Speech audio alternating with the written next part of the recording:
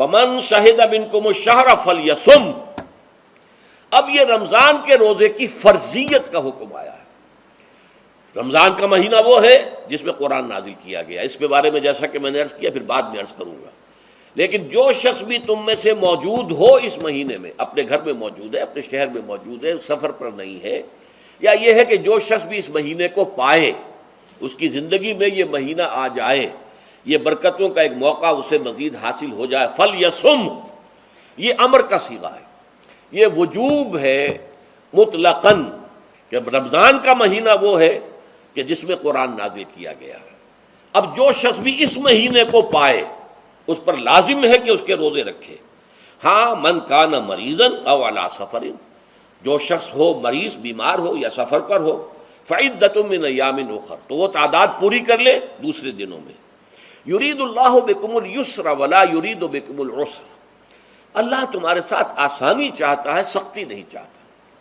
یہ اصل میں کیوں کہا ہے اس کی وجہ سمجھ لیجئے. آج بھی آپ کو اپنے ہاں ایسے لوگ مل جائیں گے جن کا تقویٰ کا تصور اتنا غلط ہو گیا ہے کہ 104 درجے کا بخار ہے، روزہ چھوڑنے کو تیار نہیں.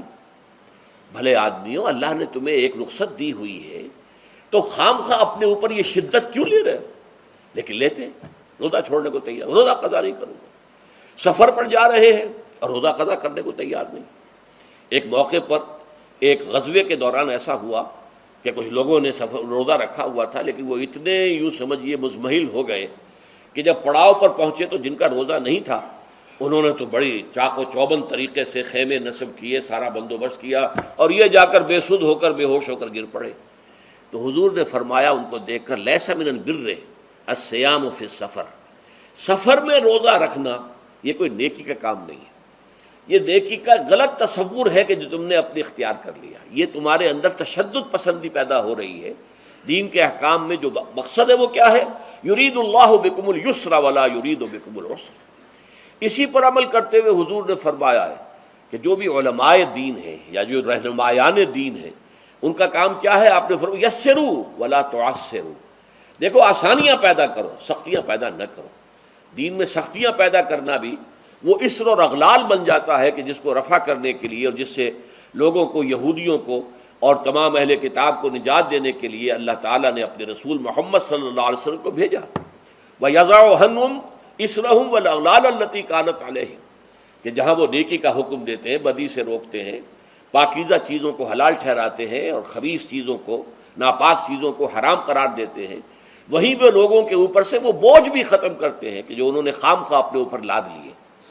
تو ان میں سے یہ بھی ہے کہ یہ نیکی کا کام نہیں ہے کہ آپ سفر میں ہیں اور روزہ رکھ رہے ہیں. یرید اللہ بکم الیسر ولا یرید بکم العسر وَلِتُكْمِلُوا الْعِدَّةَ، لیکن یہ بات واضح رہے کہ اب تمہارے لیے تعداد کو پورا کرنا لازم ہے.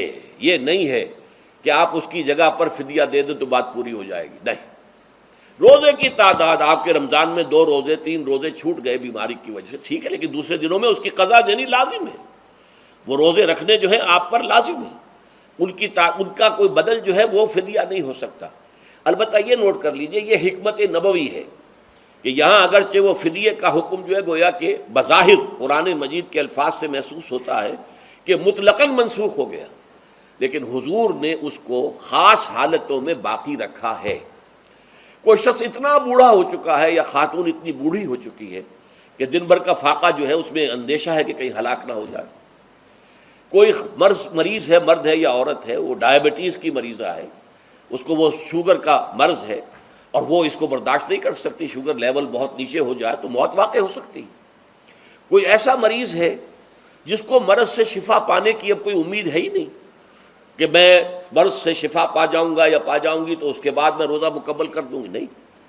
ایسے لوگوں کے لیے حضور نے اس رعایت کو برقرار رکھا ہے کہ ایسے لوگ اگر ایک مسکین کو کھانا کھلا دیں تو یہ فدیہ بن جائے گا. لیکن جو بھی شخص صحت مند ہو اور صحت کی توقع رکھتا ہو اور جو شخص بھی طاقت رکھتا ہو روزے کا قضا کر دینے کا، اس کے لیے لازم ہے کہ روزوں کی قضا کرے.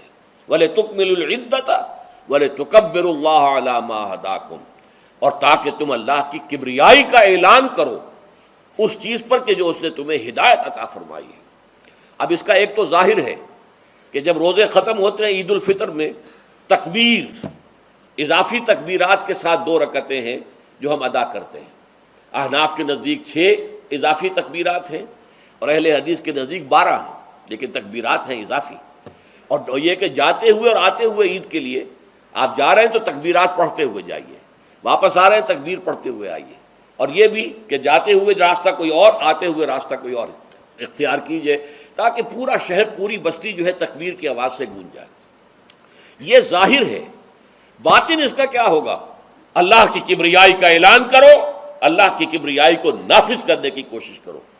جب اللہ نے تمہیں ہدایت دے دی ہے، تمہیں اپنے دین حق سے نواز دیا ہے، اب تمہارا فرض ہے کہ اس کو قائم کرو، اس کے لیے جد و جہد کرو، اس کے لیے تن من دھن لگاؤ، اس کے لیے جان اور مال سے جہاد کرو۔ وَلِتُكَبِّرُوا اللَّهَ عَلَى مَا هَدَاكُمْ وَلَعَلَّكُمْ تَشْكُرُونَ، اور تاکہ تم واقعتاً شکر کرو۔